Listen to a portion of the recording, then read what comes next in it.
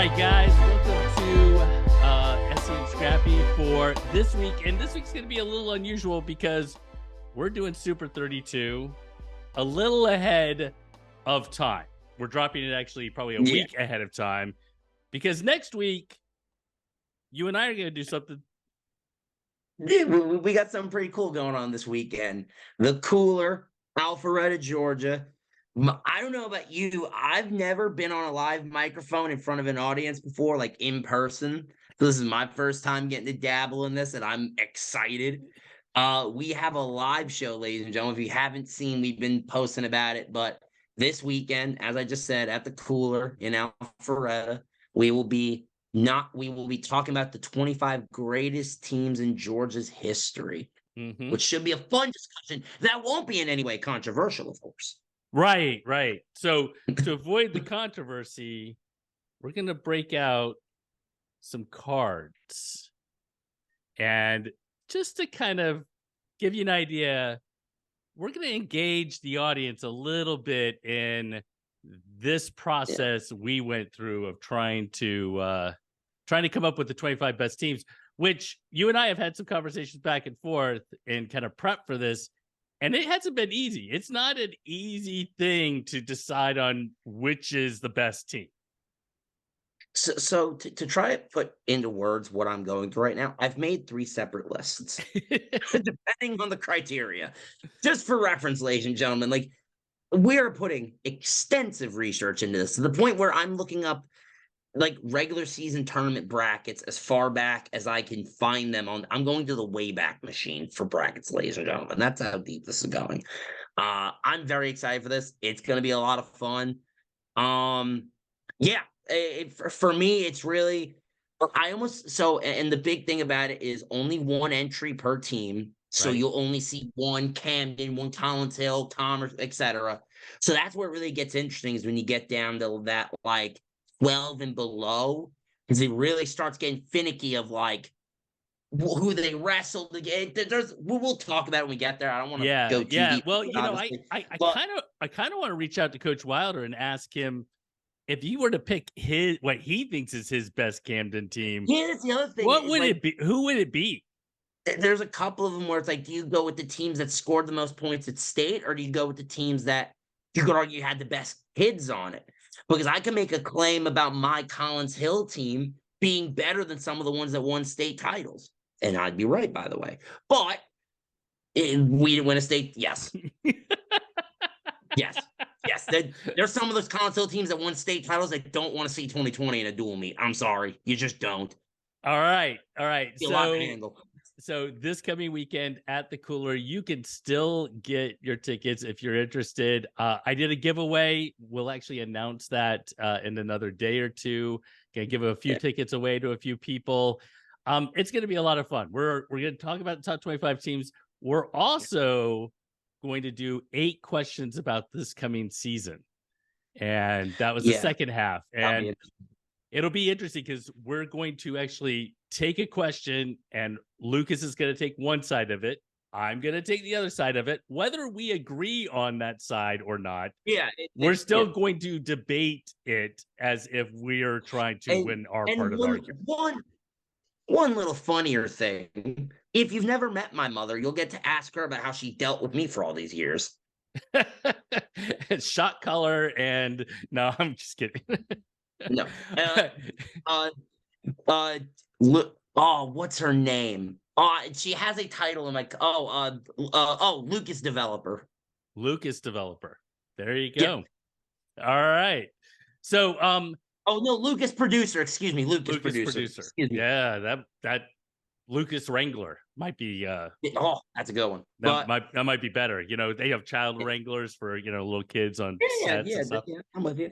All right, it's been a busy week. Before we jump into our Super 32, and that is pretty much the entire show. About halfway through, we will break, and I got an opportunity to talk to Coach Chris Hardin and Woodward Academy, and him taking over the reins there. We'll kind of take a break from Super 32 for just a few minutes so I can have a conversation with Coach Hardin. But before we get to that, wrestling, the world of wrestling, mourns the passing of Coach Kraus. If you don't know Coach Kraus, a coaching legend. I was gonna say, yeah, and was a big surprise. So, Lucas, what do you did you know Coach Kraus? yeah, this one hits hard for me because one of my earliest wrestling memories is a next level training camp at Jeff Bedard's Elite Training Center with Coach Kraus. Just the only way I could describe is he's the first man I ever met in my life that had just as much energy and passion for the sport of wrestling as I did. Just the way he was able to convey his love of the sport through training kids of all ages, but he was really, really good with the young ones, getting them in. This one hurt, man. This one really hurt. Like for me, especially because I never got to really get back into contact with him after I grew up. So I never got a chance to convey to him just how much that camp meant to me and what it did for me. So yeah, this one was rough, man. I got the news via Instagram, seeing Cliff's post, and it rocked. It rocked me bad. I'm like, whoa. I think the thing that you have to keep in mind, and obviously this is the thing we have to keep in mind all the time as it relates to all people that we interact with, but especially in kind of our community, you have opportunities and get interactions with different people all the time, and you don't know kind of what tomorrow holds.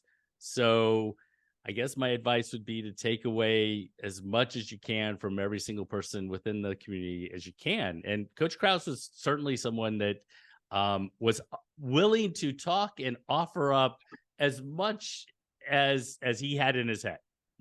Yeah, absolutely. Like that, just a legend of not only coaching but the sport as a whole. Did a lot for a lot of people in the community of not only just wrestling community, but where he's from. So for sure, a really, really just a dark loss for the sport of wrestling, especially here in this country. All right, so we transition I got one. Yeah. I got I got one last thing on this. I'm not going to be able to do it as well as him. Yeah, I will never even do it justice. But I gotta give it. That one's for him, man. God rest. Love that dude. God rest, man. That one hurt. This one hurts. So we transitioned from a loss to a congratulations to Torres Finney, who was a one-time or two-time state champion here in the state of Georgia. I believe Jones County. He is fighting for a contract in the UFC. Pretty awesome to see the different individuals kind of making their way in different sports, professions, so on and so forth. We saw that on Instagram, and definitely want to give him a shout out and best of luck in his pursuit of trying to be a UFC fighter. Absolutely, yeah. So catch that on right there. The Dana White Contender Series on Tuesday evening. If you're watching this after that, go back and watch that fight. All right, let's jump to Super 32, and let's start with the big picture. It is the single best tournament, high school tournament in the United States, because why? It's a pilgrimage. Like for elite guys, this is the tournament. In the off season, we talk about Fargo. So for freestyle and Greco, it's Fargo. For folk style, it's Super 32. It's the Greensboro Coliseum in Greensboro, North Carolina. It's the level of college coaches walking through the building. It's the level of wrestlers you'll see. It's the flow commentators, including myself this year again. Like it's everything about this event. Nothing could do any more for it. Yeah. Well, and it grew. And for those of you that don't know the history, back when I finished coaching, which was back in 2000, 2001, it was just beginning. And it was just beginning really as a kind of a local statewide tournament in the state of North Carolina.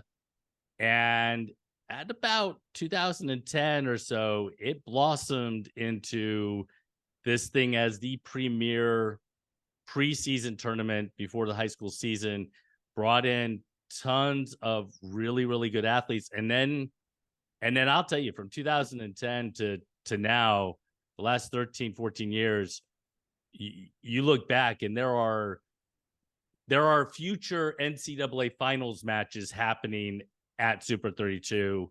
That is the level of competition for those of you who have not been to Super 32 before. And I would say for everyone who's going, maybe if you're going for the first time, making day 2 of Super 32 is an accomplishment. It is a tremendous accomplishment. Making the podium is unbelievably great.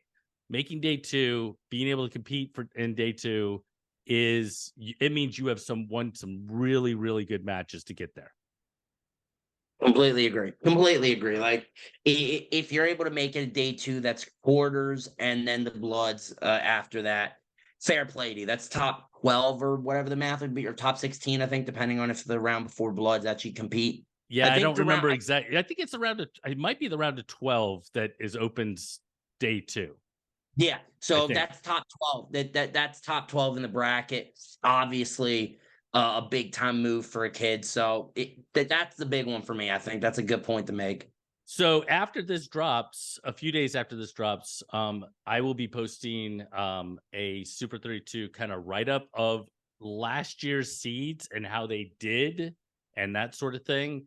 Lucas will be dropping some of his predictions that we're going to talk about in this. He might add a little bit to what he writes up and that sort of thing. Are we only focusing on the guys in today's conversation, or are we going to talk about the girls a little bit as well? I don't have the thing for the girls, the registration. All right. I will probably be doing I will probably be doing a write-up on the site for the girls, just for reference, ladies and gentlemen.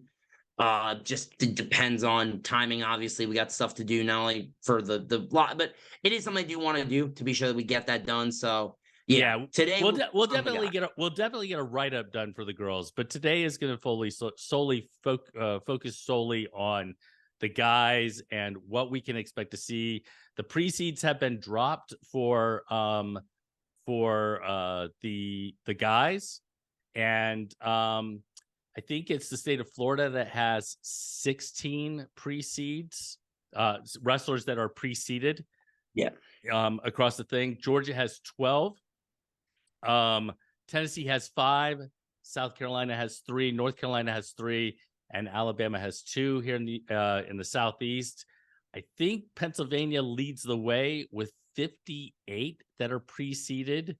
And we're going to have to kind of put a little asterisk on where they're from a little bit, because, I mean, right off the bat, South Carolina does claim Seamus Reagan, right? Joe Seeley is listed as from Florida, which he spent such a little bit of time there. He's really from North Carolina, lives in Pennsylvania, but on the registration, he is from the state of Florida. So keep those numbers a little bit in mind, because they might not exactly be right. You know what I mean? I'm going to continue to say this. You represent where you emerge from. I'm going to continue to say it. No, I don't care what you claim. I disagree with you. The reason I disagree with you is I was a military kid.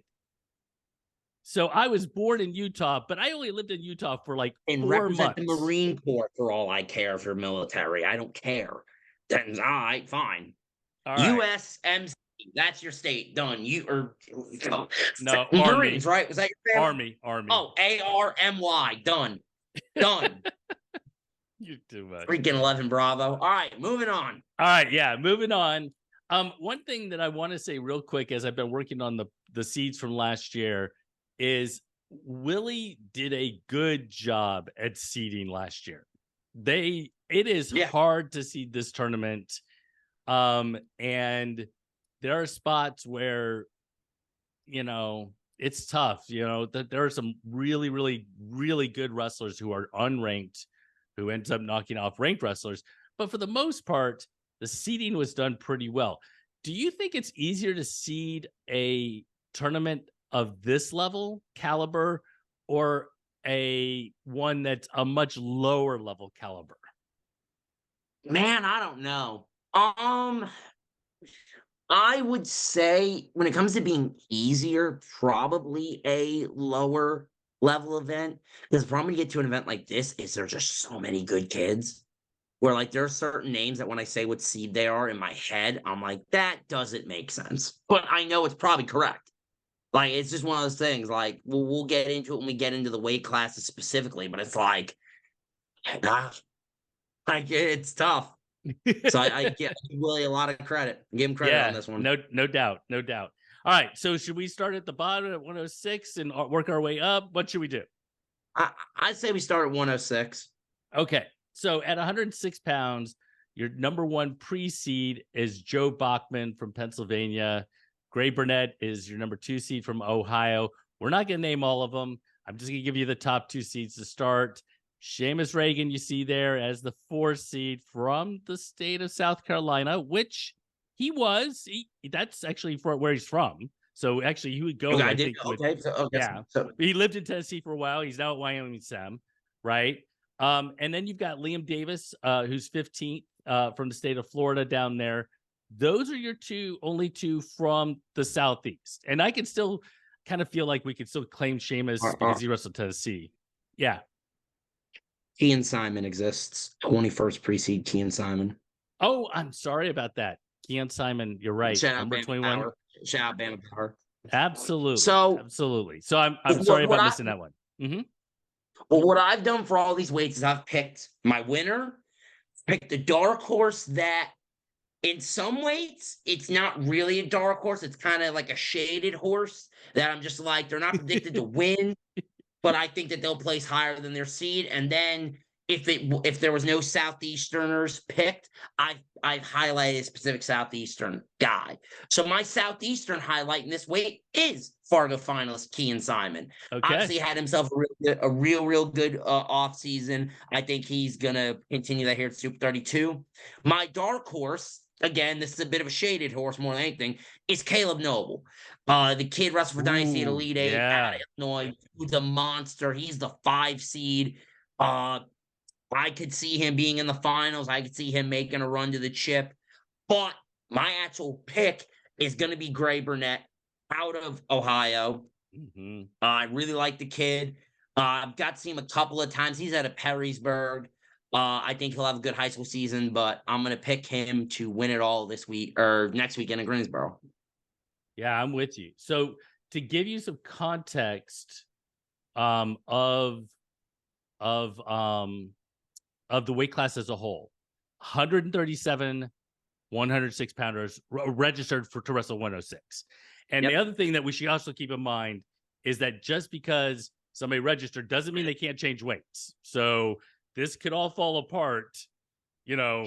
Yeah, well, like this is very much hanging on the assumption. This is hanging on the assumption that everybody does what they agreed to, which seeing Elite 8 and how that went, I assume we know that that's not particularly the case. Right. So 137 at 106 pounds. There are 19 state champions. There are 60 that placed. So Kean Simon is your Southeast gray horse, dark horse, whatever you want to call it. A highlight, I guess, yeah. Okay. Why do you go with Gray Burnett? Or no, is it Gray Burnett who you picked as your favorite? Yep, Gray Burnett. And why Burnett? So I've watched him on a couple of occasions. I've seen Villasenor, obviously Reagan. Bachman, I'm not as familiar with. Obviously, had Faith Christian. I'm not either. Kid's a hammer. I'm not as familiar with him, but I know he's a hammer. Like I've seen, like when I looked up some of his tracks of some of his previous results, obviously a dog. I mean, I think really the top 3, 4 really are all in the hunt. So it's more of just this one's kind of a feel thing for me. I can't really answer for you, but just kind of where my head went to. Okay. So one name that I'm a little surprised is not preceded at 106 pounds is Gabe Swan. Yeah, I'm shutting my mouth on that one. I'm just gonna. Well, I mean, he's right there, right? So you got Ezekiel Witt, you've got John McGinty. They both wrestled at Elite 8. You got Aiden Dodd, Gavin Landers. We've seen him in those, with those names wrestling with them previously. He did wrestle at 100 pounds, I think, at Elite 8. That probably does have an impact as far as that versus 106. Definitely somebody for me that is off the pre-seeds that from the Southeast that you could watch. That's all I'm going to say. Completely agree. I should make something clear about that. I am sticking on the pre-seeds for my picks. I'm not going off the pre-seeds because there's way too many. I end up missing somebody, and someone's like, "Oh, I placed and you missed me. I wasn't pre-seed." I'm like, "Well, I'm sorry. I didn't see you in the 1,800 entries, ladies and gentlemen." Yeah. So I'm just going off the pre-seeds just for the sake of convenience. All right. Moving to 113 pounds. Your number 1 seed is Aaron Seidel from Pennsylvania. Paul Kenny from Jersey is your 2. Landon Seiden from PA is number 3. And Dom Monaretto is number 4. I'm really surprised that Monaretto's not 1 based upon the way what we saw from him at Elite 8. Yeah, no, this is me too. And this is arguably one of the deepest weight class I've seen in a long time. Seidel, Kenny, Sedon, Monaretto. You go a little further, Drew Ayala, Davis Moitika, Jojo Urachuk, JJ Peace, Matthew O'Neill, who's the number 1 ranked junior high wrestler, I believe, pound for pound in the country. Revan Dickman, Nathan Rouge, Bruno Cassiope. This weight is absolutely monstrous. For me, my favorite, it's going to be real tough to make a pick against Dom Monaretto. And I'm not doing it. I'm picking Dom Monaretto. Obviously, Seidel, Kenny, Sedun, all hammers. Don't misunderstand me here. But man, Dom has looked good every time I've seen him over the past 4 or 5 months. He's looked great. My dark horse, and he also will double in this case as my Southeast kind of. My dark horse / Southeast highlight is Jojo Urachuk and JJ Peace, both of them. Both absolute hammers out of Southeast. Jojo out of Tennessee, Peace out of South Carolina, Cane Bay. Just both of them are killers. I expect both of them to make a deep run toward the podium, if not seeing both of them on the podium at the end of Super 32. Yeah, no, I think that I think that they're both superb. I mean, and we've seen Peace wrestle up a couple of weights sometimes. So, it'll be interesting to see him back down at that weight. There's a lot of others that we could kind of mention, a lot of others that can kind of make a run. But again, we could just be naming names forever from the Southeast. That's a problem with this type of event. Yeah. So, I mean, just to give you an idea, there are 11 kids from Florida at 113. There are 3 from Georgia. There are 11 from North Carolina. There are just so many that could be named and that sort of thing. As a weight class, there's 165 in the weight. There are 40 state champions at the weight and 105 kids who made the podium last year at their state tournament. So that gives you an idea of the depth at 113 pounds. All right, so let's jump to 120 pounds. And 120 is interesting to me because it is one of, I think, only 2 weights where we have 2 kids who have already won a belt. Yeah. So how in the world do you pick between the 2 of them as far as number 1 and number 2? I guess you would go based off national rankings. My suspicion looking at it. Yeah, I would think so. So Anthony Knox is number 1 from Jersey. Christian Castillo from Arizona is number 2, ranked number 4 in the country. Castillo won it last year. Now I think he won it at 6. Knox lost to Bassett in the finals last year. Mendoza is your 3 seed. Nathan Desmond is your 4 seed. You got a Florida kid coming in as your 5 seed. That's Ethan Rivera. Antonio Mills comes in at number 10. Mills is a returning placer. And you got Cam Stinson from North Carolina coming in at number 12. So how do you see 120? 120, I mean, look, you got a guy even in the 17, Porter Mataki, who a lot of people may not know. He is a killer. So this 120 super deep bracket. That top four is really tough to beat across any of the weight classes in this whole tournament. Knox Castillo, Seth Mendoza, Nathan Desmond. I mean, all four of those guys we've seen wrestle at elite level competitions and put up numbers. Picking a winner, I'm gonna go with Ant Knox here. I don't know, man. This one's a little more of a feel for me, even though I love Seth Mendoza. And if Seth Mendoza or Castillo end up winning this, I won't be surprised in any way, shape, or form. My dark horse is going to be Antonio Mills. He's a 10 seed. I get it, but that kid just shows up when the lights are on bright, man. And then I am going to use Stinson here as my kind of as my little, hey, he may not be as highly seeded, ranked number 20 in the country. Don't be surprised if you see him making a run to the podium. Yeah. Well, and I think 5 and 12 would meet. And if we get to that point and they stay together, we would get a Southeast versus Southeast clash between Rivera and Stinson, which for me and for us would be awesome. I mean, it would just be fun to watch. I'm in. Put me on that map. Let me commentate that one. I'm in. So at 120 pounds, it is the largest bracket or the largest in the tournament with 213 kids at the weight. There are 62 state champions, and that is the most of any weight class, and 146 kids who were a state placer last year. And again, if it is your first time at Super 32, just listening to those numbers, 62 kids who won a state title last year, 146 who made the state place. You win 5 matches, you have wrestled your butt off. Agreed. I mean, just amazing and that is the deepest weight, 120 as far as numbers go. All right, going to 126 pounds, there are 195 kids at 126 pounds, 37 state placers, 37 state champions, 123 state placers.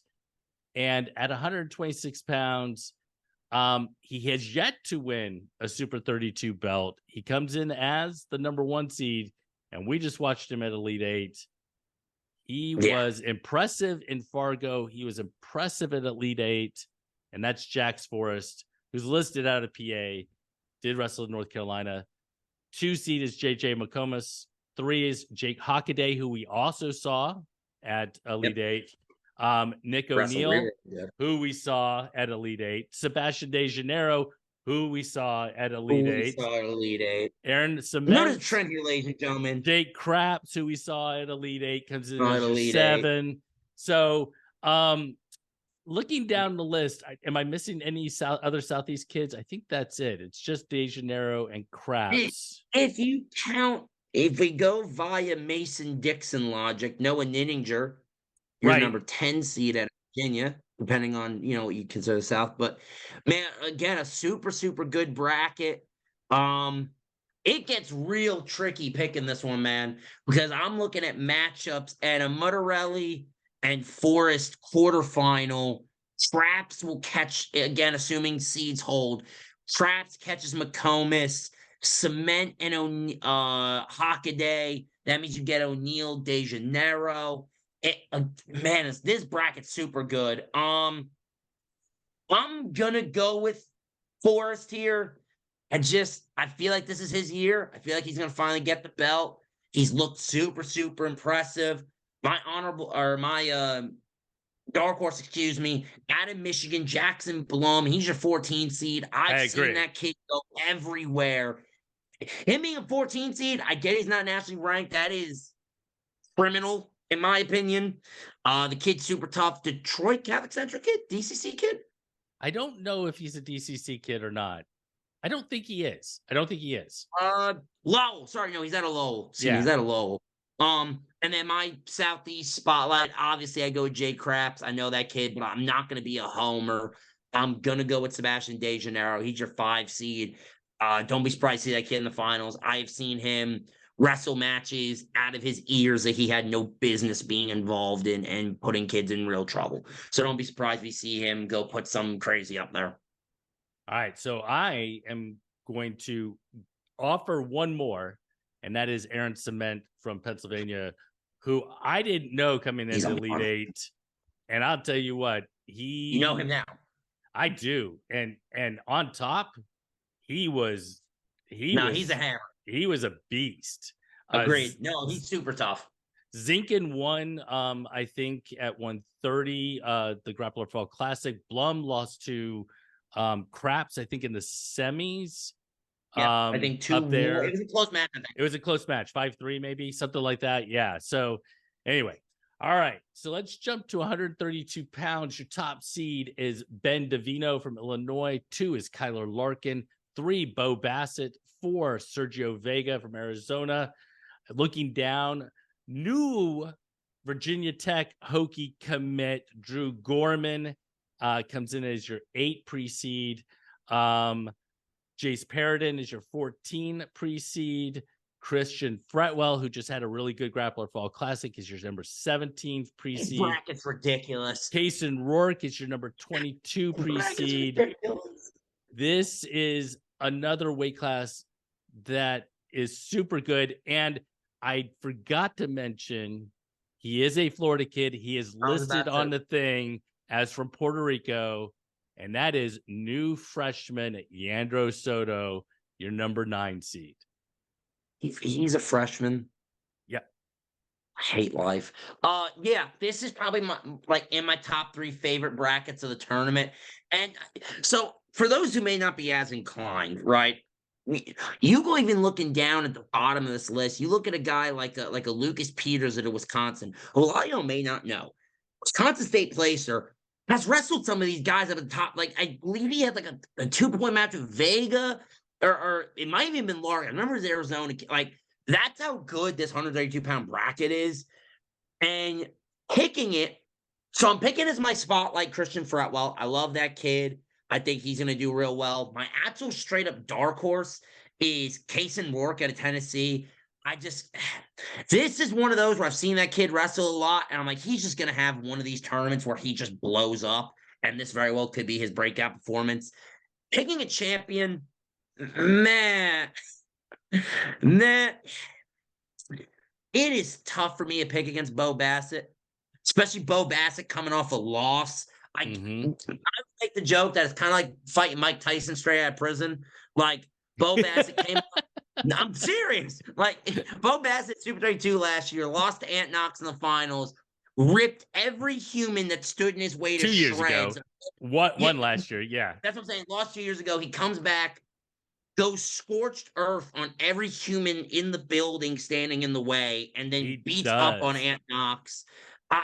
I'm going to pick Bo Bassett here, but this is one of those where I could look stupid after picking it, but I'm going to make the pick. I don't care.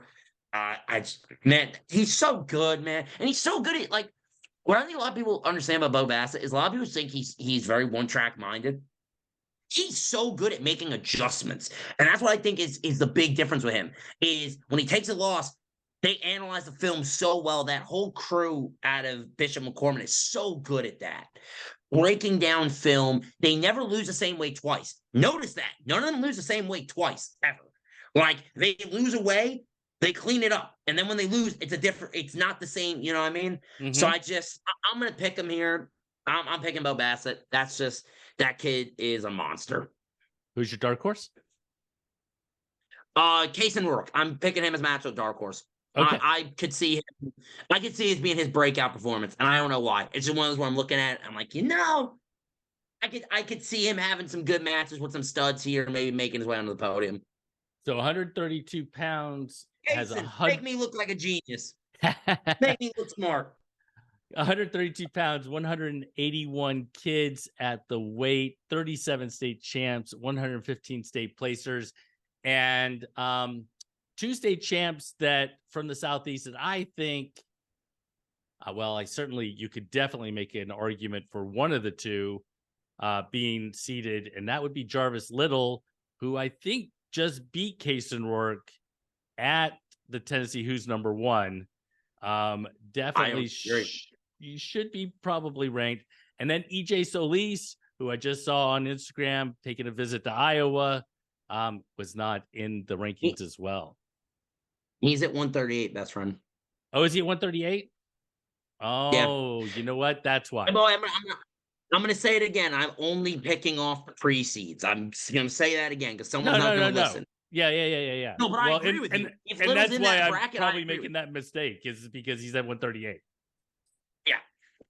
All right, so let's jump to 138 pounds. Is he preceded at 138?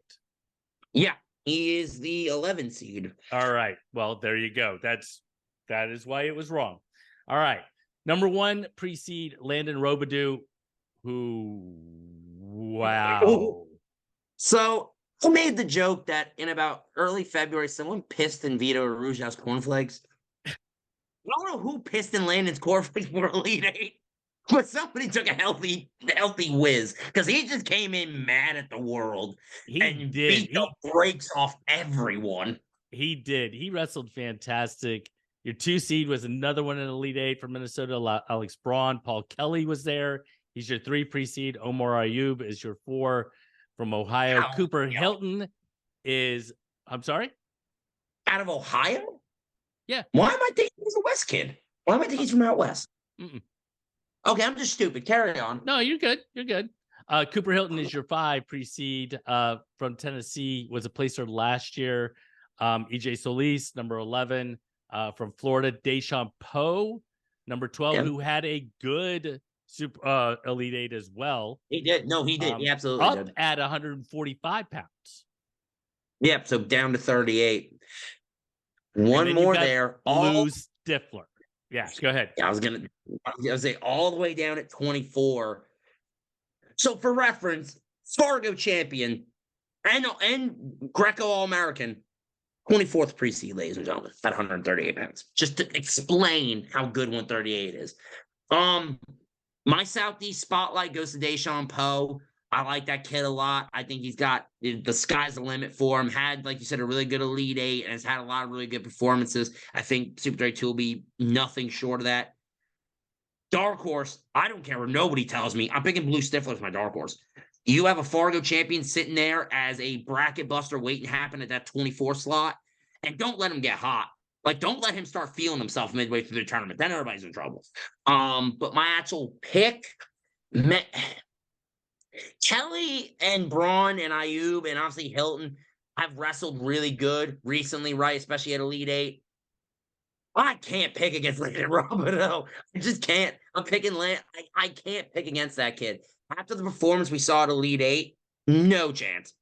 Yeah, no, I'm with you there. I will say the dark horse for me is Gunnar Andrick out of Point Pleasant, West Virginia. It's a good one. That kid's a monster too.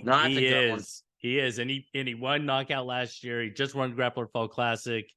Definitely one to watch. That's a good pick. And always cheering for Sam Herring. You know, I don't care if it says PA next to his name or not.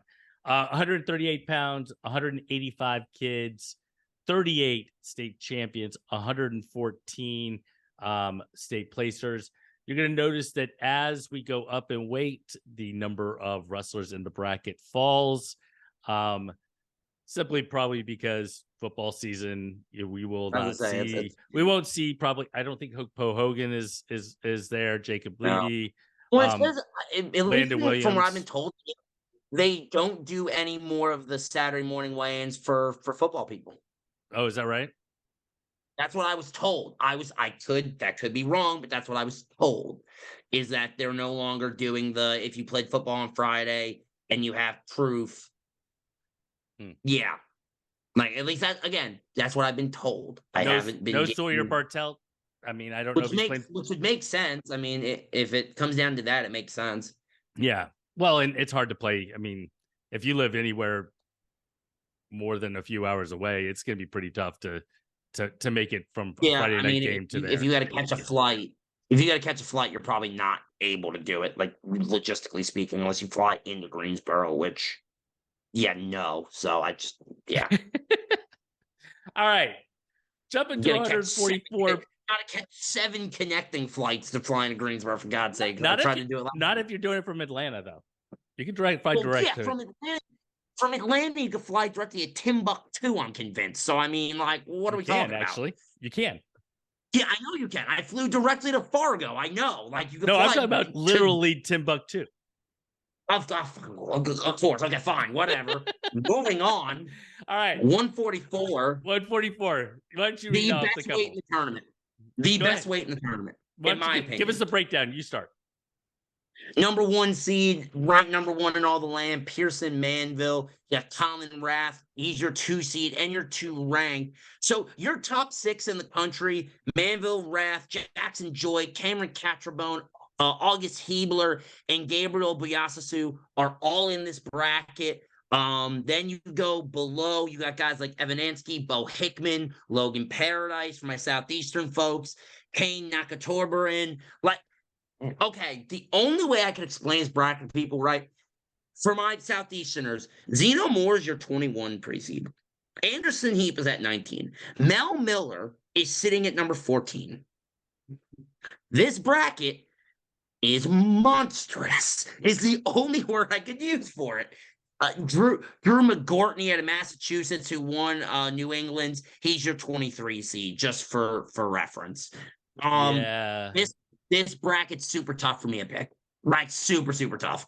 So on all fronts, my Southeast showcase, I'm going Anderson Heap. Had really good offseason, as all the Osceolians do. That just seems to be their shtick. Dark Horse, the guy has made a offseason and making me look like $1 million.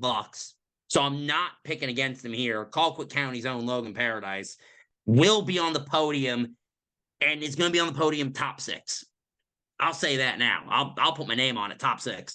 But man, I look at this bracket. Manville's a killer. Rath is a killer. Jackson Joy, we saw at Elite 8 go to work. Catrabone.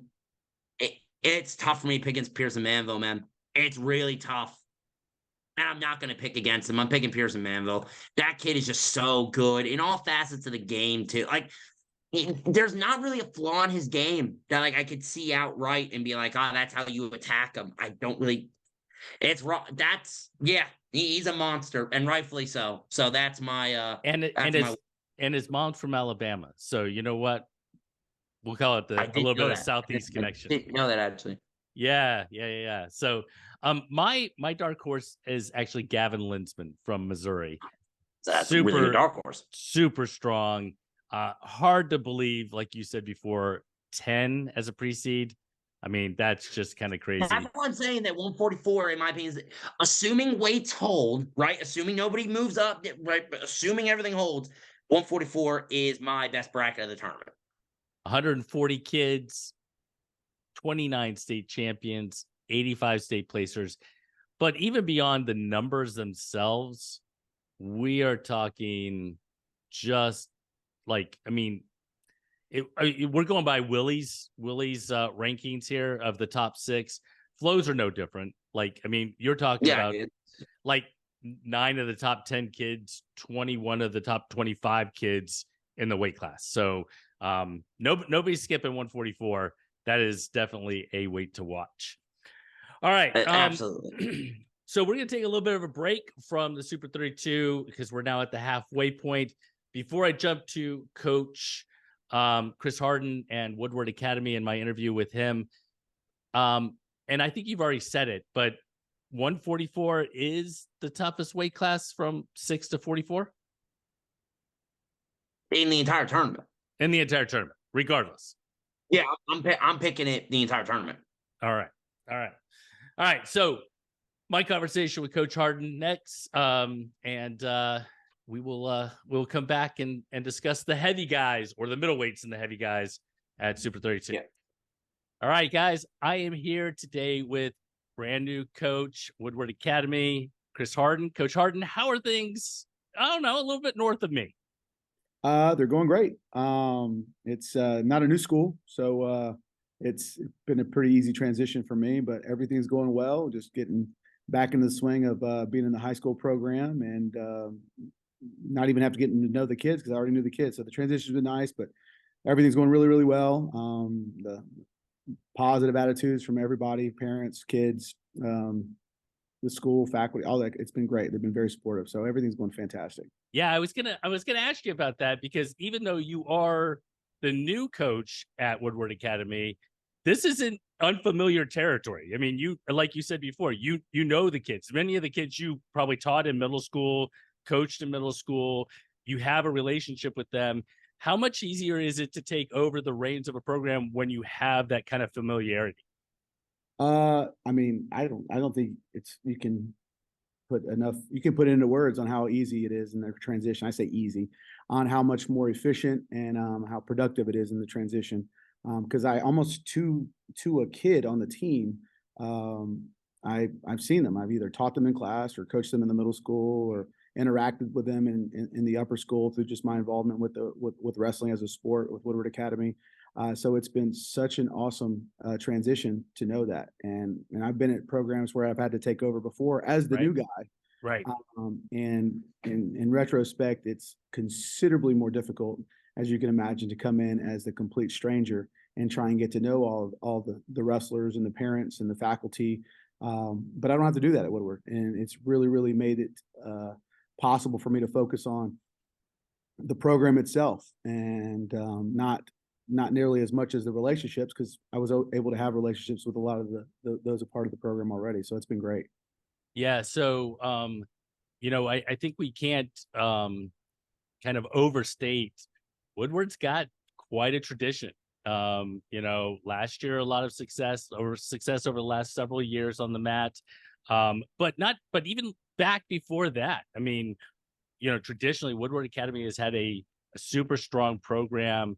And a lot of high expectations. Not that there weren't high expectations at St. Cloud or East Coetta or other places that you might have been, but Woodward Academy, I mean, is kind of a different thing. Can you talk a little bit about those expectations? Oh, absolutely. As a young wrestler growing up, we were in the same area as Woodward Academy, and so I've known Coach Fritz Jr., Coach Fritz Sr. Since I was in middle school. So I am no stranger to the standard of excellence at Woodward Academy, and until I've been here as a teacher, the academic side of things as well is second to none. So I take that very seriously. We have it inscripted on our wall mats in the loft back from 2013, 2014 when the new loft was open. Expect to win. And so that is a standard it's very evident being on campus here, whether it's wrestling or football or anything, the debate team. So no, that's there. And knowing Coach Fritz and knowing the programs that he led also before when I was starting to wrestling and seeing that, it was always very impressive to see as a young wrestler, and it's crazy to become full circle to now see that program and the standard that they had, and now I'm here working in the school and coaching athletes here. So it's very awesome. So just a little bit off the mat before we go back onto the mat, are you teaching like the same like you've been teaching, or did you transition like the teaching transition as well? No, I still teach. I teach 5 honors classes. I teach a high school class to the honors 8th graders. So I have 5 honors classes, and so my teaching load is still the same. Okay. Well, that's good. I mean, at least Yeah. it's a level of familiarity, which is nice. You're not trying to learn, a new, I don't know, whatever you're going to have to teach. Yeah. So, looking back to last year's team, you guys, won the state title. You return, some absolute hammers, Robbie DeHaven, Tanner Spalding, Heath Augustine. You also get a transfer in. I think we can now talk about it because he's been playing football. Christian Bell, who was at Lovett. So you have those hammers. You have those kind of that level of kid. But to be successful, you've got to have the rest of the crew kind of excel. They've got to step up and do their thing. So what is the message to kind of your leaders, the kids who have been at the top, and then what's the message to the rest of the team about why they're such an important cog in the wheel to win, or in a duel, stay off your back or this or that? Because last year, I mean, it came down to a point. It came down to very few points to win a state title. Mm-hmm. No, absolutely. That's a goal. I mean, we know what even in the program, we know what we have as individuals. We bring back a lot of top end firepower for sure. Mm-hmm. So those individuals know what their responsibility is in regards to whether it's an individual tournament or a duel. But the one thing everybody on the program wants is our goal is to chase the state dual title. Because that, as you said, is a total team effort, and that's something that's going to be relying on all 14, whether it's staying off their back or getting a major down to a minor, or getting a major when you're winning by 7, or so it's going to come down to every single person, and that's something that we've really been harping on as a program, whether through the preseason. The lift, the kids have been doing fantastic in the weight room. We've got a great strength guy that's been really working with us, and they've been really buying into that, and it's been going great. So they know, and I think as any coach knows, when it comes to dual success, it comes to a team culture, to where everybody needs to believe in what we're trying to accomplish. And so so far, I think we're doing what we need to do, but it's always easy in the preseason until you hit adversity. And so now the question is how are we going to respond when we get that first hurdle, whether it be an injury, whether it be whatever it may be. Right. Obviously, coaches always want for nothing to happen, but during the season. But are we prepared as a team to handle that when it comes? Yeah, no doubt. So I mentioned a few names, and this is really unfair to you, but I'm going to ask you a name that I might not know. Who is, and you're going to want to, and I'm going to go ahead and say this to everybody who might be watching it. You're going to want to name every single kid and everything else, but I'm going to limit it to one, a kid who just maybe, is a little off the radar for the rest of us, but you think is really been working hard and is going to have a really good season coming up. He's battled injuries. Again, like you said, I'm going to preface that we've got 25 kids that have been busting their tail. So of course, yes. So any of our wrestlers that see that, they know Coach Hardin knows that he sees them working. Absolutely. But one guy that has battled injuries, considerable injuries over the last couple of years, he's now a senior, that had I really think that he's been putting in the work, and if he continues down the road he's on right now, Noah Song. Noah Song is one that I think that people might not know how tough he really is, but he's healthy right now. He's working his tail off, and I think him being in there with those other guys that you mentioned previously, whether it be Robbie, whether it be Tanner, Dylan Reel, it's to see what he could possibly do. I'm very excited for him. But yeah, I guess, I mean, if you're putting me on the spot, I want to say Noah Song. Yeah, no, I am, and it's not really fair because you want to name a lot of different kids and it's in that sort of thing, but I really am genuinely, from an outsider's perspective, looking for a kid that that coaches kind of notice, and you notice over a period of time of how hard they're working. You notice all the kids, and you notice all those things, but somebody that might maybe anyway, I'll let that go. Last kind of question is, where are we going to see you guys this year as far as during the regular season? We're on the mats. Will we run across Woodward Academy? As far as, are you going to Knockout? We're going to Knockout. Okay. Yeah. So our December is going to be pretty. I mean, we got to say it a good bit because we have a super senior heavy team. And a lot of really talented kids. And how do you balance that between pushing them and getting the other kids ready? A knockout tournament's pretty darn tough. Yeah, I mean, it's getting them. Explain, what do you mean? Like getting ready for knockout or getting ready? No. I mean, so it's challenging the top level kids, but going to a tournament like the knockout where you might have kids who go 1 and 2, absolutely, and that sort of thing. You've got to find that nice balance between challenging your best kids, but also getting success for your new kids. I've never been a real big believer in wrestling during the week, so I don't really wrestle as many weekday duels, especially with our academic load. I would put our seniors up academically against, most seniors in the country of any wrestling program, to the number of AP classes that they're taking. And I just off the top of my head, we've got 4 of our seniors starters are taking 4 or 5 AP classes their senior year. And so, so that alone is one of the reasons why I don't really want to make them cut weight or make weight multiple times during the week when they have that academic load. But not having the weekday dual stuff, it gives us an opportunity to do more split squad to where we could send go to 2 different tournaments on the weekend. And so we might be able to put make the more the successful individuals to go to a tougher individual tournament, and some of the younger guys and those that need to get more matches are going to go to a different tournament. Now, knockout is going to be a fun one. Knockout is where we're going to take everybody and we go, and that's so everyone will go to that, and we'll enjoy it, and that's going to be our nice little end of Christmas, or right before Christmas. Now it's not as late as it used to be. Correct. But no, that is a challenge, and you're trying to maximize the mat time for those that don't have as many matches as a Tanner Spalding or Robbie DeHaven.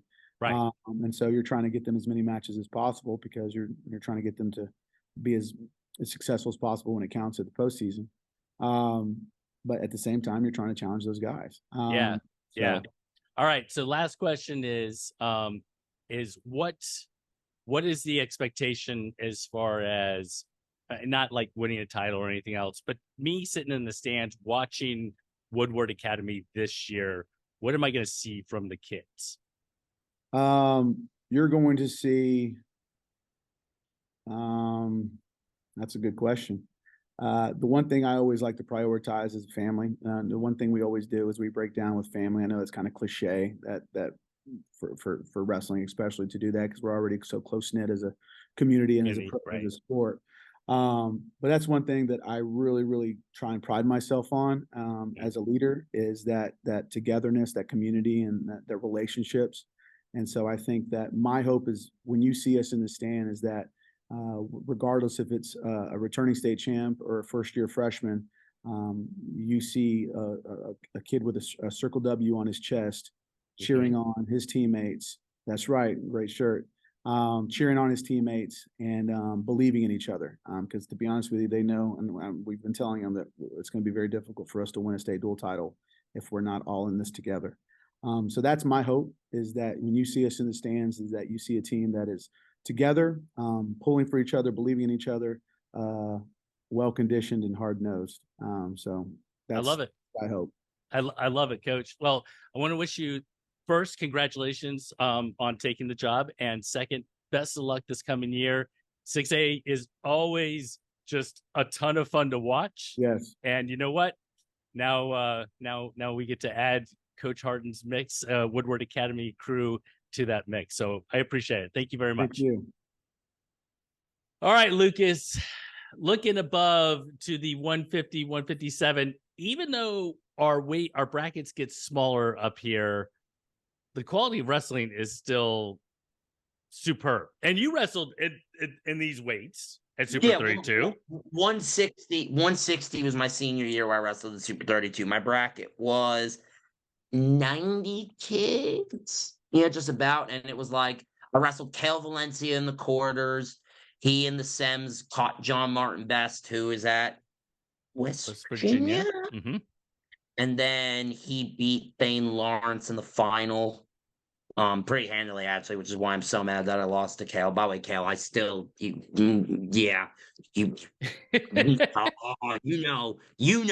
were there. Yeah, you were there. You wrestled, for God's sakes. All right. 150 pounds, 123 wrestlers, 23 state champs, 72 that have made the podium previously. Why don't you give us a breakdown of 150, starting with our number 1 seed, Vince Bouzakis? Your number 1 seed is Vince Bouzakis. Dude's an absolute hammer. Number 2 is your number 4 ranked wrestler in the country, Miguel Estrada out of California. Then Florida's own CJ Torres. He comes in as your 3 seed.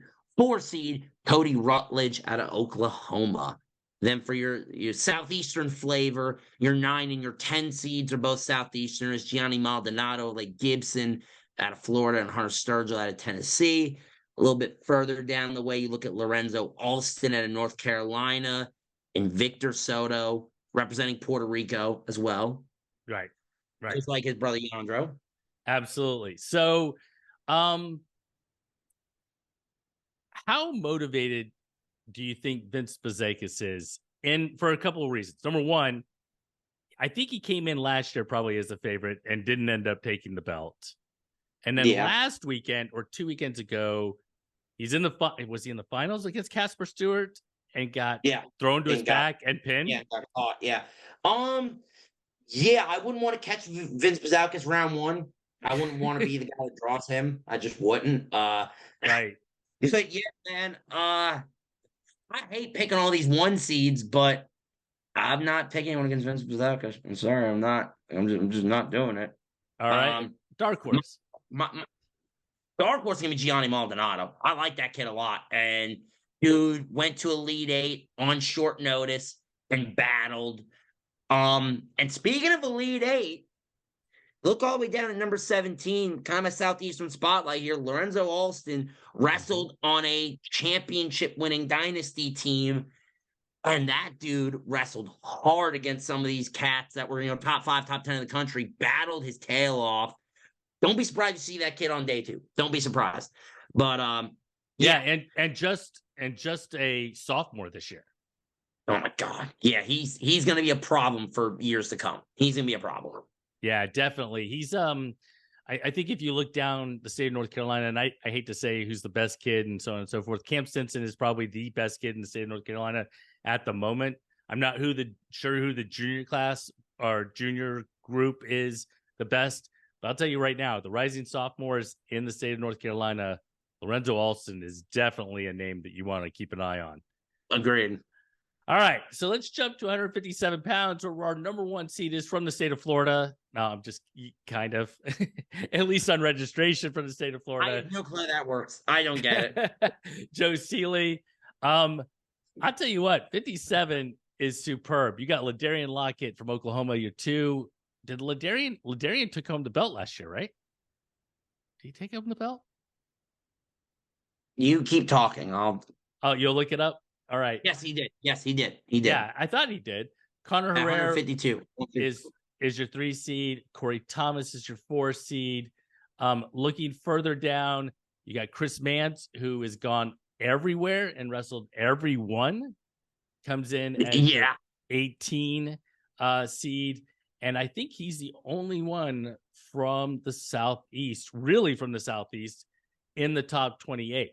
And what's interesting is Willie gave 28 pre-seeds at 157 pounds, not 24 like he did with a lot of others. I am curious as to why he did that, but now this bracket is super, super tough. Joe Seeley's tough for me to pick against, like as a whole. So I am gonna pick Seeley here. And again, since I'm going based off of the pre-seeds, my dark horse / Southeast Showcase is Chris Mance. Dude is a monster, and I really have liked what I've seen at him, especially going out and wrestling, like you said, everybody. So I'm super excited to see what he does. So that'll be my dark horse there on that front. The name you might want to keep in mind is Seth Larson at 157 pounds too. Is he signed up? He's signed up, but he's not pre-seeded. That's why I didn't know he's going. That's my absolute dark horse. That's my little brother, right? But actually, one of the things that's super interesting is that your number 4 pre-seed at 165 pounds on the registration, he's listed at 157 pounds. And I don't know what limb Luttrell thinks he's going to lose to make 157 pounds. Can you imagine? Chance he makes 57. Can you imagine him at 157 pounds? No shot he makes 57. If he makes 57, fair play to him. That means he cut everything. Man, that is crazy. I actually see him probably at 165 pounds. That's where he is preceded by Willie, but he was registered or is registered at 157 pounds. That would be crazy. Do you think it's one of the things? Go ahead. No, I was saying, do you think it's one of those things where he's just going to try to cut his what's off and just see if he can make it, and if he doesn't, he's going to bump? I don't know, man. I don't know. My question is this: if he is at 157, is he still the number 4 pre-seed, regardless if he's at 57 or 65? He has beaten Might go- Ladarian, but that was in what, freestyle? I think he might be the 3. Like, he might end up falling behind Ladarian just because of Lockett being a returning champ. Right. But that's actually an interesting question, though. That's an interesting question. Yeah. All right. 157 pounds. Really quick before we let this go and move on to the next. Andrew Barboza, Darius Marines, California, Michigan, 2 dark horses in that bracket who we've seen wrestle at Elite 8. Really, really talented. Definitely 2 that you want to keep an eye on. Agreed. All right. So you kick us off for 165 pounds. 165 pounds. Your number 1 seed is the number 2 ranked wrestler in the country, Ethan Burden out of Ohio. Your number 2 seed is Alessio Periton out of New Jersey. He's ranked number 3 in the country. Then you go in Nicholas Kunstek. He's your 3 seed. Latrell Schaefer's the 4 seed. Chapman at the 5, also in New Jersey. Then we start hitting some Southeast flavor here. Your number 6 seed is Dominic Bambinelli. Your 8 and 9 are Max Norman and Kendrick Hodge, respectively. Again, depending on your logic of Southeast, Noah Hall out of Virginia. He's your 11 seed. Number 17th seed is Gunnar Holland out of Osceola, who we saw at Elite 8. So lots of Southeastern flavor here. So this one's going to be interesting. Because I'm going to pick... I really want to do something. I like being made a fool, but I also like looking like a genius when something happens. Charles, Super 32 champion. I can see it. I'll put my name on it. No, I mean, Latrell wrestled really well at Elite 8. He really did. That's the thing, man. Like, I'm gonna rock with him. Super 32 champion Latrell Schaefer. My dark horse is going to be Gunnar Holland, just because of the way that he decides, I'm going to go to Elite 8 on short notice, wrestled real, real well. That kid's a gamer. I trust that kid, big time scenario. I trust Gunnar Holland. Southeast Showcase, honestly, take your pick between Norman Bambinelli and Hodge. This is the type of bracket where we could see 3 or 4 placers from the Southeast, and I won't be surprised. If you tell me the tournament ends Schaefer, Burden, Periton, Bambi, Chapman, Norman, Kunstak, Hodge, Taylor, I believe you. I'm like, that's very believable. Yeah. No, I agree with you. And, one of the things I think for context for everyone is Max Norman lost to Burden 3-2 at Elite 8. And it really looked like he had a takedown at the end of that match to win. Doesn't look like he did. Okay. Doesn't look like he did. So to give you an idea, the separation between the top group isn't huge. Like, I mean, it really it's not like not to say that it's huge with Dom Menoretto and everyone else, but Menoretto's kind of run through everybody. At 65, we're going to have some close matches. How much do you think the 3-point takedown is going to play a role? Did it play a role at Elite 8? So, in the words of the great Macho Man Randy Savage, I think the cream rises to the top. I think your and elite it did Elite 8. Yeah, I think your elite guys will find a way to win. Now, it might make a difference when you got guys that are, you got a guy who, like, when you get to those matches that it's top 5, maybe it'll make a difference.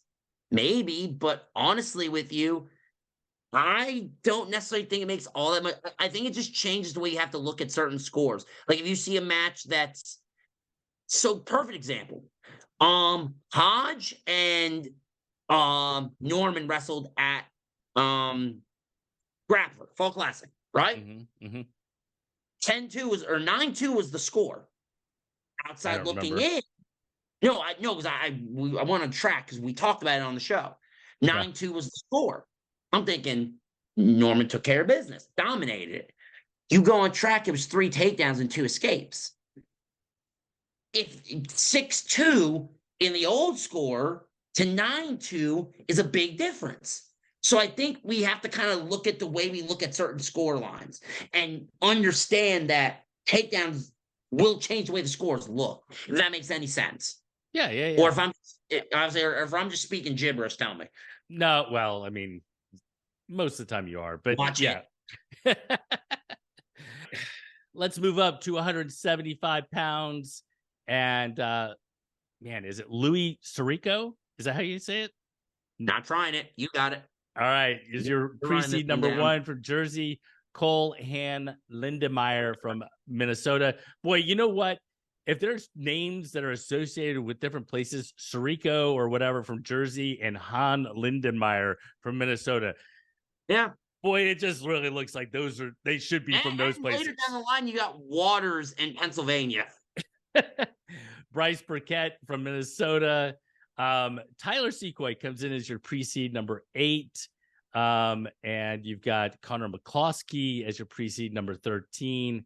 Omar Barak as your pre-seed number 15. Trey Wilfong from North Carolina, pre-seed number 16. Creed Thomas, number 18 pre-seed. Now, I would venture to guess criminal. Well, the reason he's probably so low is he hasn't competed a whole lot. He hasn't, right? I get that. But if we look at results in Georgia, how? Okay, I'm with you. That's my only question, right? And I'm gonna. He has pretty dominant wins over Connor McCloskey, and I love Connor McCloskey. Dude has had wrestled great at Elite 8, right? I'm not arguing the fact that McCloskey shouldn't be pre-seeded. What I'm saying is, should you reward those that wrestle more often, though, as a result of putting them higher? Completely agree. But when you got a kid who, okay. When did Creed and Connor last wrestle? The last season. Okay. Yeah. So not really that long ago. So yeah, it's not like I'm looking at matches from 2 years ago. I'm not saying that Creed should be your number 5 seed. What I'm saying is probably a little closer when you take into account that head-to-head should matter. I'm sorry, head-to-head matters to me. Should head-to-head matter if it's more than a year ago? Circumstances.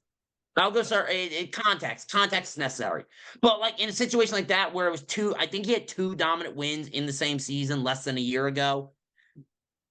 Okay. That has to have some credibility to me. Some. Right. Like it's not the Bible. Like I'm not using it to decide what I do, but there should be some precedent. My Southeast Showcase is going to be Creed Thomas at the 18 spot. It's pretty easy to pick, right? Yeah, realistically, even though Wilfong, if not for Creed being so low, a lot of guys may not know who Trey Wilfong is out of North Carolina. True. Keep your eye on him just as a whole. My actual dark horse is going to be Tyler Sequoia. Fargo finalist, was like heartbreakingly close to a Fargo championship. Mm-hmm. That one was rough watching. That I feel bad for the kid. I mean, just that's wrestling, you know what I mean? It is what it is, but right there.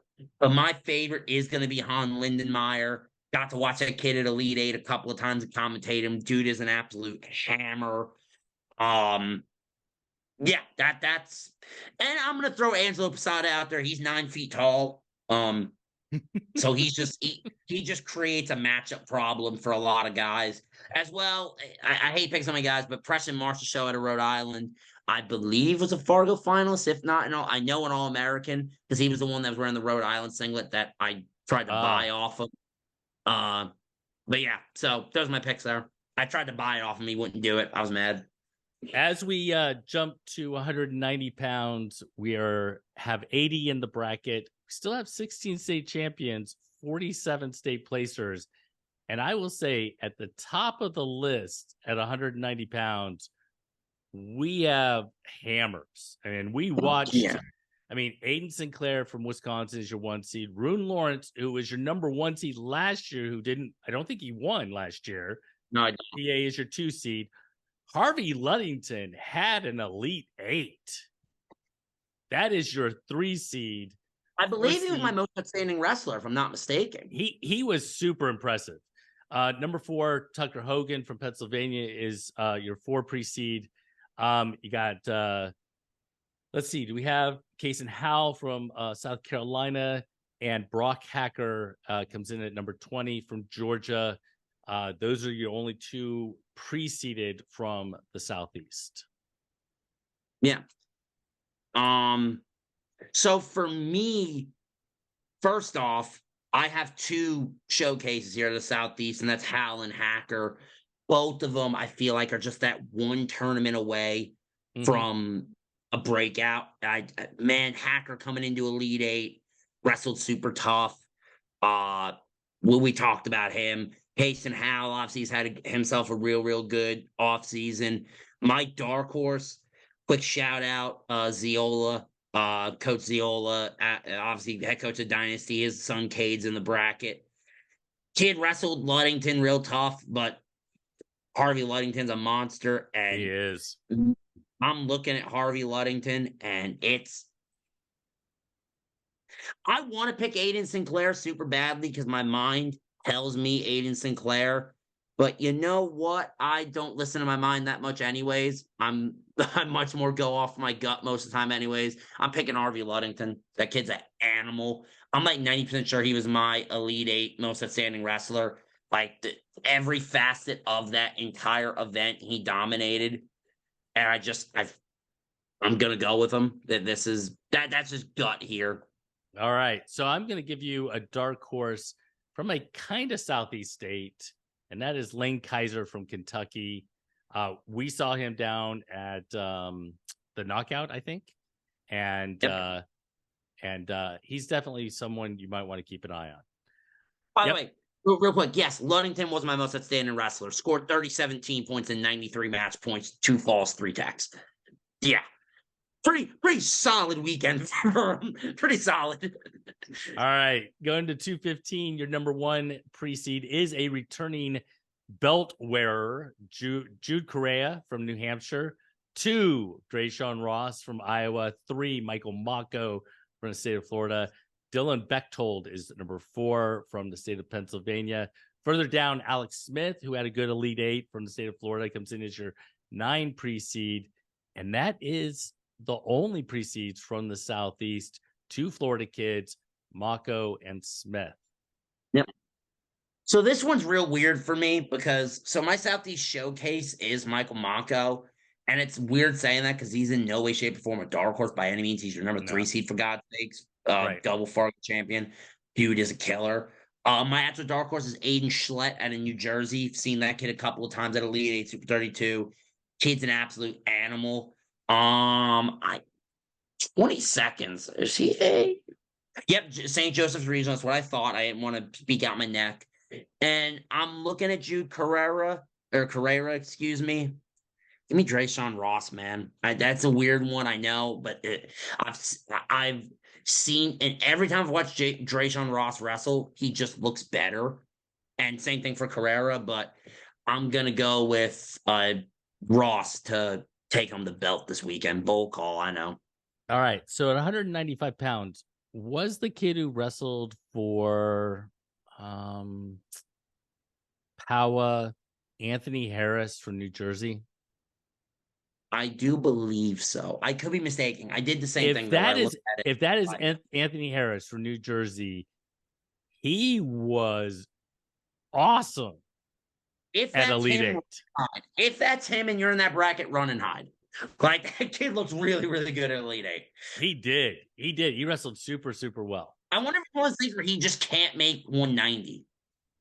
But 195. Yeah, but 195 he can, right?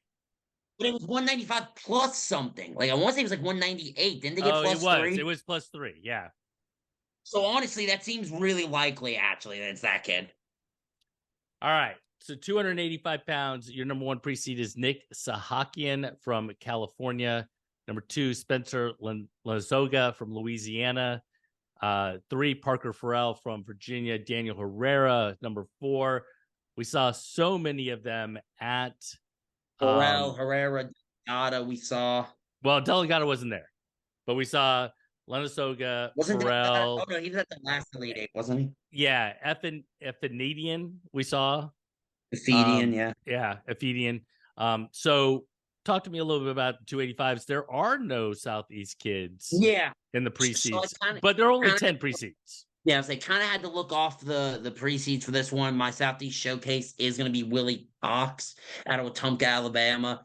Had a really good Super 32 qualifier, looked real good. So he's my showcase here. Don't be surprised to see him in day 2. My actual dark horse, I'm going to go with Mark Afedian because of the fact that he's not ranked in the country. And I kind of feel crappy about picking like Daniel Herrera as my dark horse. He's ranked number 12 for God's sakes. Yeah.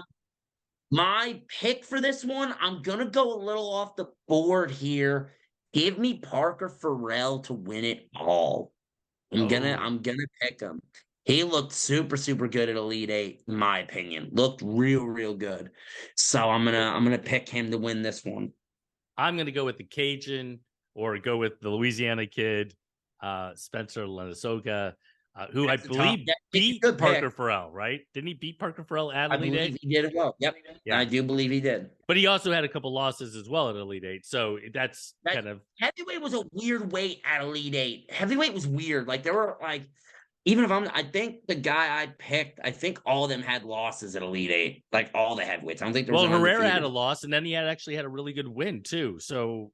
Yeah. So I picked Aiden Ateo, and it was because all of them had like 1 or 2 losses at heavyweight. Like, it was just the way it worked out. Everybody beat each other. All right, man. That is Super 32 preview.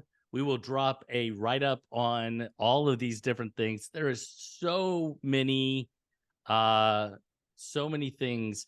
What I guess because you wrestled at Super 32, I've never wrestled there. They didn't exist when I competed. What would be kind of if you're going in for the first time? I mean, we're talking what, 30 something mats, different sides. You're over here, or you're over here. 1,800 wrestlers in the boys bracket alone. Yeah. So what is kind of the message to somebody walking in for the first time? So if you're walking in Super 32 for the first time, like, the biggest thing for me is it's gonna be the same thing I say all the time.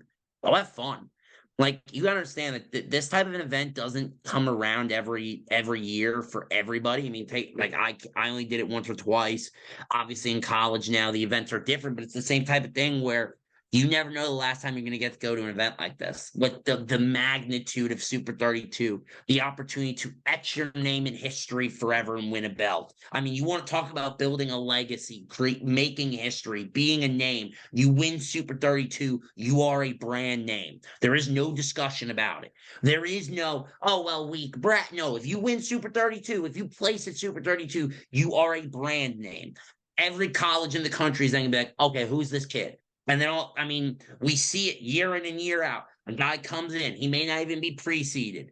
He has a really good Super 32. He goes to a Division I university. We see it every year. Every year it happens. So if you're going in for the first time, go have fun, man. This is the type of event you get yourself some Scally money. This is that type of an event. Yeah.